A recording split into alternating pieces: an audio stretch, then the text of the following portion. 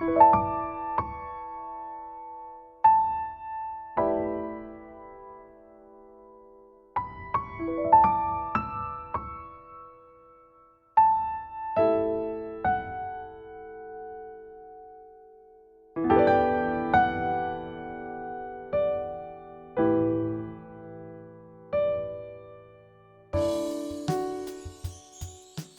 you ever sat in a room full of people who care about you and felt completely unable to let them in? Not because you didn't trust them, not because you don't desire connection, but because there is something you are carrying, something significant, something heavy that you cannot speak out loud. Maybe it's a secret about your own health or well-being, a diagnosis you haven't told your family or your coworkers. A struggle with addiction, mental illness, or a chronic condition that you've learned to hide. A painful event you cannot reveal. Maybe it's a secret about someone you love. A partner whose behavior you've been covering for. A child whose struggles you've been protecting from the outside world. A family member whose choices would change how people see your entire family if they knew. Maybe it's something you've been asked or pressured to hide at work. A truth about your organization you're not permitted to share. A situation that compromises your values, but that you feel you cannot speak about. Or maybe it's a family secret that was handed to you long before you were old enough to choose whether to carry it. Something that has simply always been there. The thing that is never mentioned. The truth that everyone knows but no one says. Whatever form it takes, the experience is the same. You are present in your relationships, but you are not fully there. A part of you, sometimes a very significant part, is always held back, always managing, always maintaining a version of yourself that does not include the whole truth. And that gap between who people think you are and what you are actually carrying is one of the loneliest places a person can live. Welcome back. I'm Madeleine Lowry, a neural retraining specialist. We are continuing our series on loneliness and the nervous system. In our last episode, we talked about the loneliness that comes from being cast out, from losing a community through rejection, betrayal, and the fracturing that happens when people choose sides.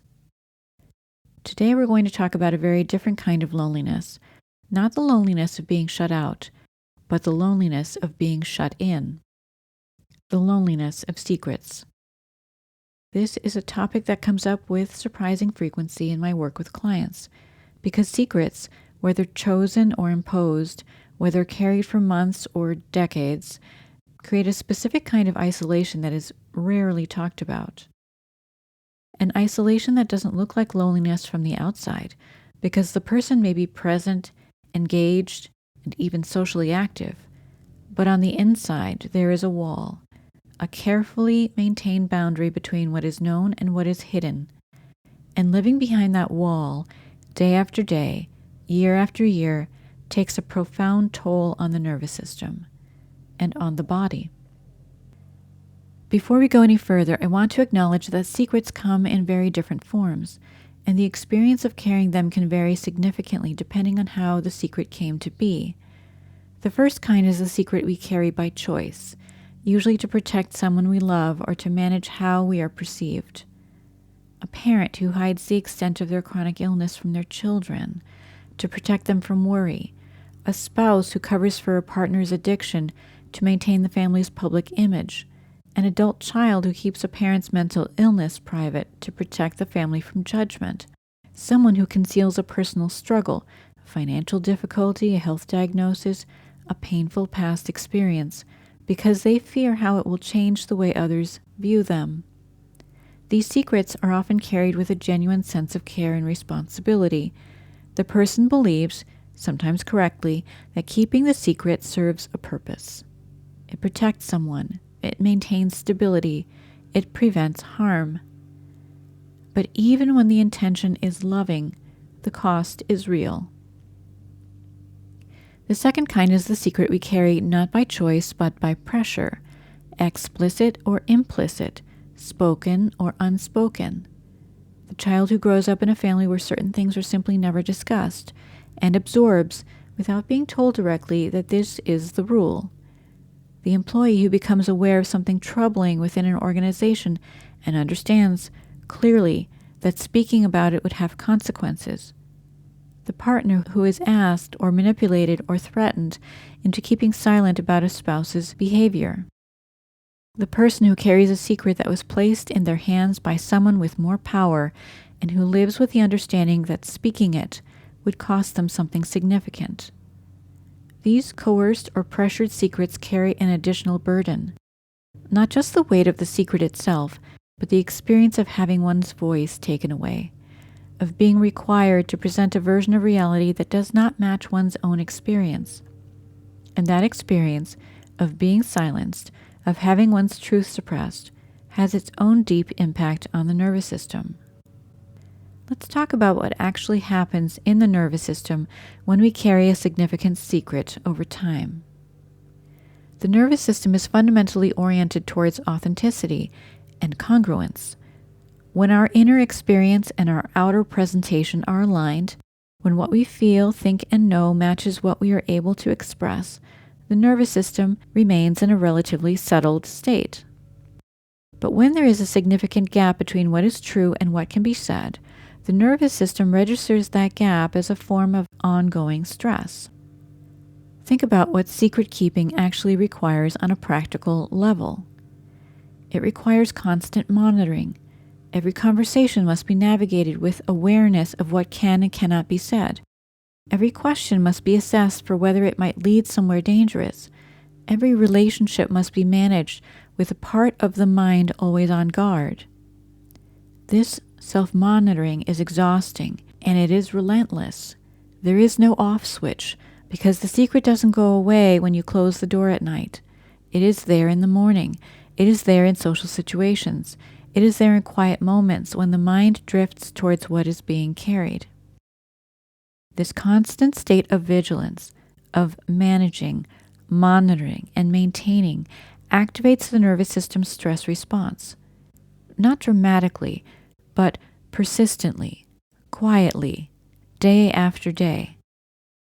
And as we have established throughout the series, it is precisely this kind of quiet, chronic, persistent activation that takes the greatest toll on the body over time.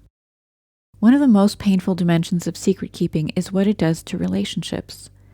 Genuine connection, the kind that nourishes the nervous system and provides the belonging we are wired to need, requires a degree of authenticity.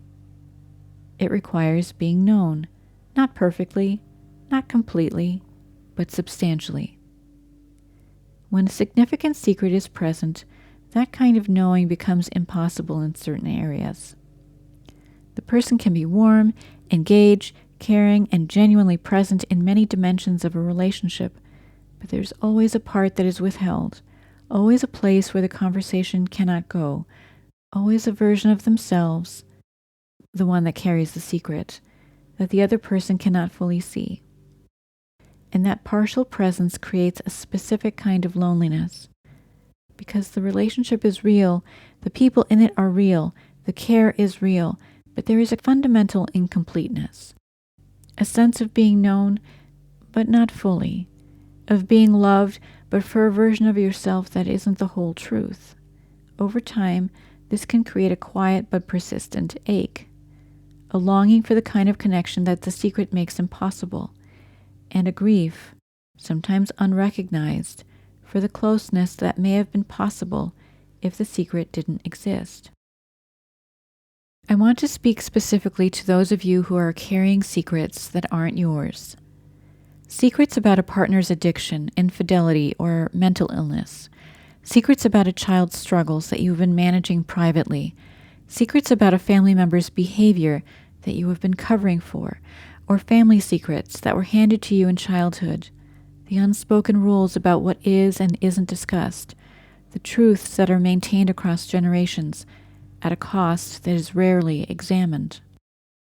Carrying someone else's secret is a particular kind of burden, because it combines the weight of the secret itself with a sense of responsibility that often doesn't belong to you. Many people in this position feel trapped. They feel that speaking would be a betrayal, that maintaining the secret is an act of loyalty or love, that the consequences of disclosure to the person, to the family, to the relationship would be worse than the cost of continued silence. And sometimes that is true. Sometimes secrets genuinely do need to be kept, at least for a time, for reasons that are real and legitimate. But the cost of that keeping is still real, and it still needs to be acknowledged, because the nervous system doesn't grant exemptions for well-intentioned secrets. The stress of monitoring, managing, and maintaining lands in the body the same way, regardless of why the secret is being kept. For those of you whose silence has been imposed rather than chosen, who have been pressured, manipulated, or threatened into keeping something hidden, I want to say something to you directly. The experience of having your truth suppressed is a form of harm. It doesn't always look like harm from the outside. There may be no visible wound, no event that others would recognize as significant. Just the ongoing reality of being required to present a version of the world that contradicts your own experience.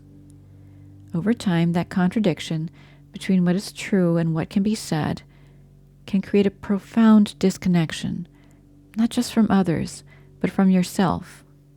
When we are required repeatedly to suppress our own truth, to act as though things are different than they are, to perform a version of reality that doesn't match what we know, the nervous system begins to lose its grounding in its own experience. People in this situation sometimes describe a sense of unreality, a feeling of not quite knowing what is true anymore, a disconnection from their own feelings, perceptions, and needs.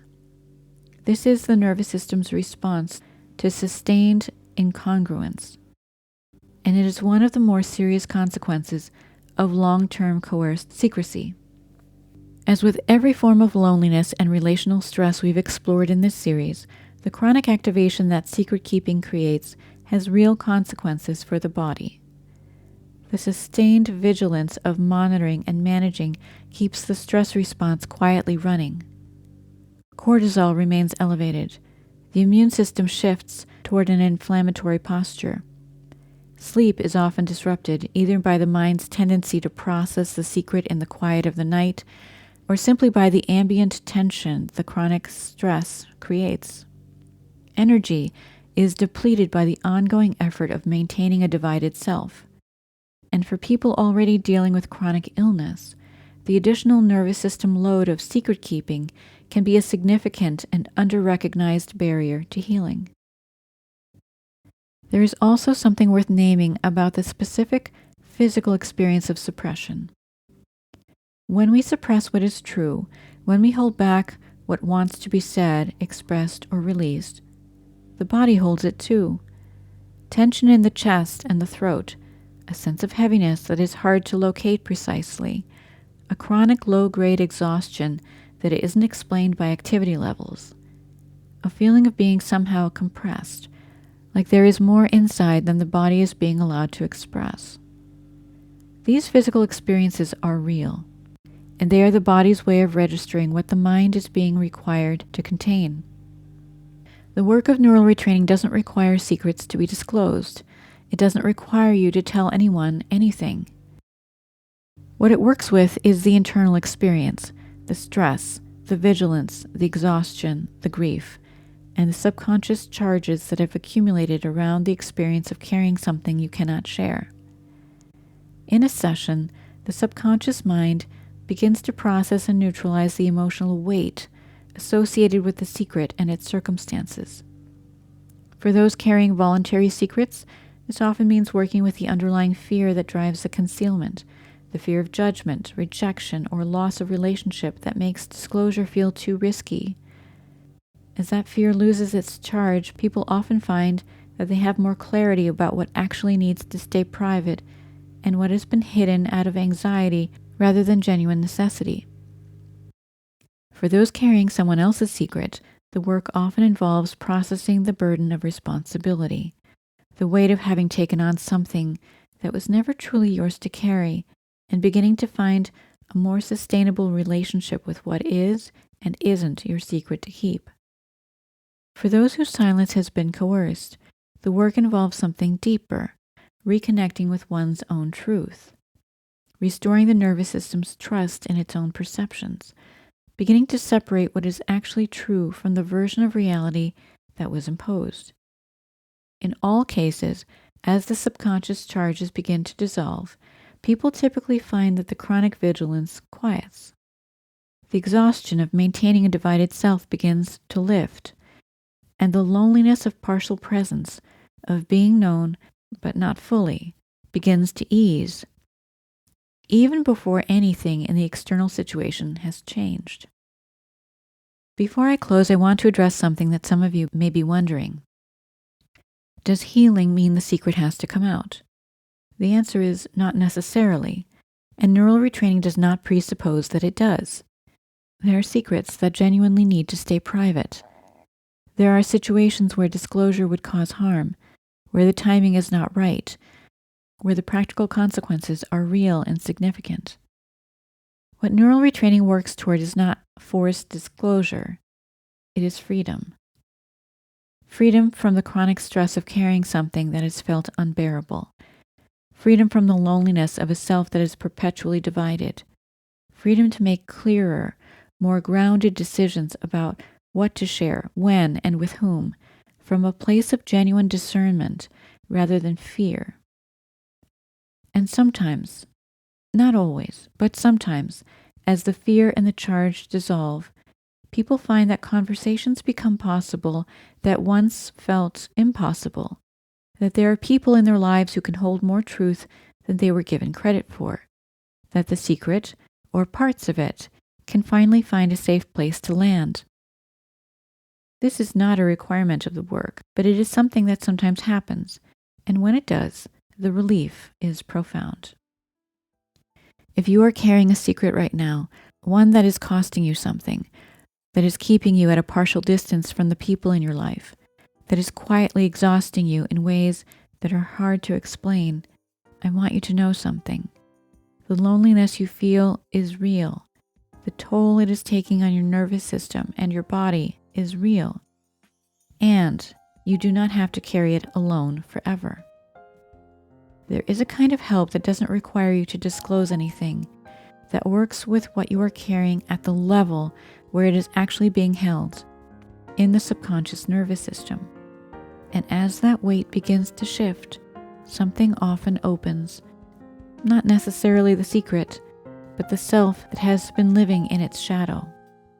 The part of you that has been carefully managed and monitored and contained begins to breathe a little more freely, begins to feel a little more like itself, begins to find its way back toward the kind of genuine, nourishing connection that the nervous system has been waiting for. If you would like to learn more about this work, please visit us at tcneuralretraining.com. Take our free quiz to see if neural retraining might be right for you, or schedule a free consultation by phone. If this episode resonated with you, please follow the podcast, give it a positive rating, and share it with someone who needs to hear it. Thank you for listening. Content of this podcast copyright 2026 by Twin Cities Neural Retraining. Music by Barbara Ben.